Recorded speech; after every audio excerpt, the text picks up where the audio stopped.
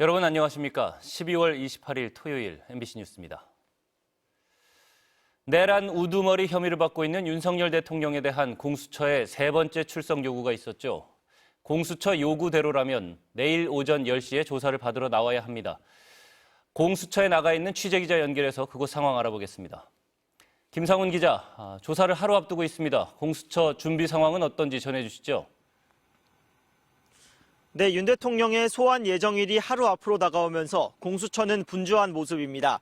주임 검사인 차정현 부장검사를 비롯한 수사팀 대부분은 주말인 오늘도 출근했고요. 윤 대통령 출석에 대비해 수백 페이지 분량의 질문지를 보완하고 있습니다. 특히 어제 검찰이 김용현 전 국방부 장관을 재판에 넘기면서 윤 대통령의 계엄 당일 행적을 상세히 공개했죠. 총을 쏴서라도 문을 부수고 들어가 끌어내라, 문짝을 도끼로 부수고 들어가라는 등 국회 봉쇄와 주요 정치인 체포 등에 대한 윤 대통령의 직접 지시 내용이 드러나면서 충격을 주고 있는데요. 어제 공개된 내란 우두머리 혐의의 상당 부분을 윤 대통령에게 직접 확인해야 하는 공수처도 일단 검찰 측에 김 전 장관 공소장 등 관련 자료를 요청해 놓은 상태입니다. 다만 아직 받지는 못했다고 했습니다.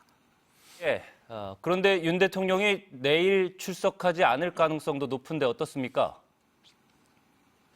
네, 윤 대통령 측은 수사보다 탄핵 심판이 우선이라는 기존 입장을 고수하고 있습니다. 특히 어제 윤 대통령 측 윤갑근 변호사는 이번 공수처의 소환 통보는 두 번째라는 주장을 내놨는데요. 세 차례 거부하면 체포영장 수순이라는 걸 의식한 걸로 보입니다. 공수처는 세 번째 보낸 게 맞다고 즉각 반박을 했습니다. 윤 대통령 측은 오늘 현재까지 공수처에 변호사 선임계를 내지 않았고 출석 요구서도 받지 않고 있습니다. 대통령 경호처도 대통령 출석 동선 등과 관련해 공수처와 논의를 하지 않고 있습니다. 이런 상황을 종합해 볼 때 내일도 윤 대통령은 나오지 않을 거라는 전망이 나옵니다. 그렇게 되면 공수처가 체포영장 등 강제 수사에 나설 수밖에 없을 걸로 보입니다. 지금까지 공수처에서 전해드렸습니다.